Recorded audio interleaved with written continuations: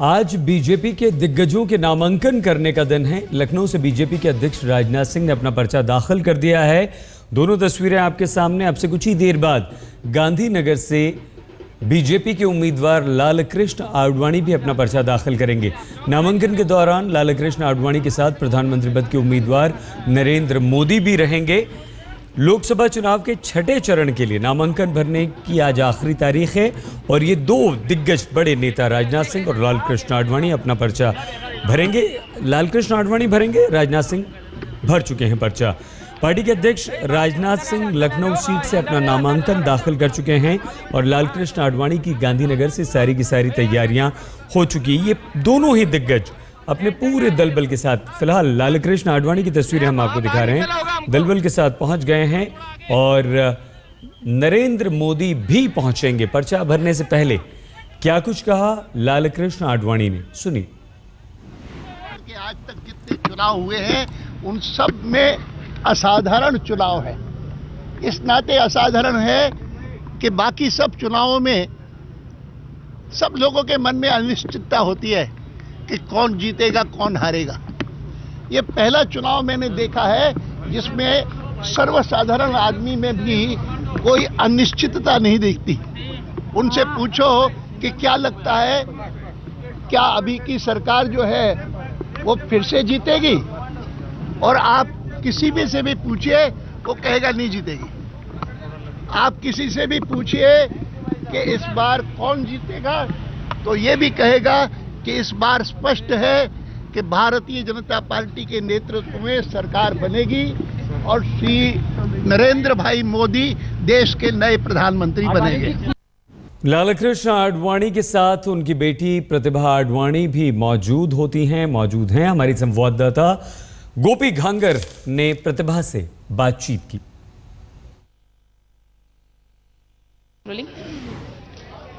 आज एलके आडवाणी यहाँ से गांधीनगर से फॉर्म पर्चा भर रहे हैं। हमारे साथ उनकी बेटी प्रतिभा आडवाणी मौजूद है।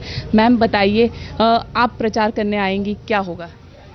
बहुत बढ़िया होगा, पूरा विश्वास है, क्योंकि हर समय हम लोग परिवार के लोग आते हैं यहाँ पर प्रचार करने और हमें बहुत अच्छा लगता है। तो इस बार भी वही आशा है और वही अपेक्षा है। गुजरात की जनता ने हमें बहुत प्यार दिया है। मैम, पहले एलके आडवाणी यहाँ से गांधीनगर से चुनाव लड़ना नहीं चाहते थे आडवाणी जी, और अब गांधीनगर से पर्चा भर रहे हैं। कहीं ना कहीं एक जो उम्मीद हम कहते हैं, कहीं ना कहीं एक निराशा उनमें है क्या? निराशा का कोई सवाल ही नहीं है, अभी तो आशा का समय है और हम यही आशा करते हैं कि गांधीनगर जिस तरह से हमेशा हमें प्यार देता रहा है, गांधीनगर की जनता इस बार भी देगी, तो निराशा का तो सवाल ही नहीं है। किस तरीके से आपकी स्ट्रेटेजी रहेगी? खुद आडवाणी जी यहाँ पे आएंगे चुनाव प्रचार के लिए? ज़रूर आएंगे, हमेशा आते हैं, पर देश भर में भी जाते हैं अलग अलग जगहों पर, तो वो भी जाना जारी रहेगा और यहाँ भी हर एक क्षेत्र में अपना समय देंगे। हम परिवार वाले, मेरा भाई, मैं, हम लोग यहीं रहते हैं गांधीनगर चुनाव में दौरान, तो हम लोग अपना कार्य करेंगे और वो बीच बीच में आते रहेंगे। मैम, कहीं ना कहीं एक बात आती थी कि मोदी जी पार्टी से बड़े हो गए हैं, आप क्या?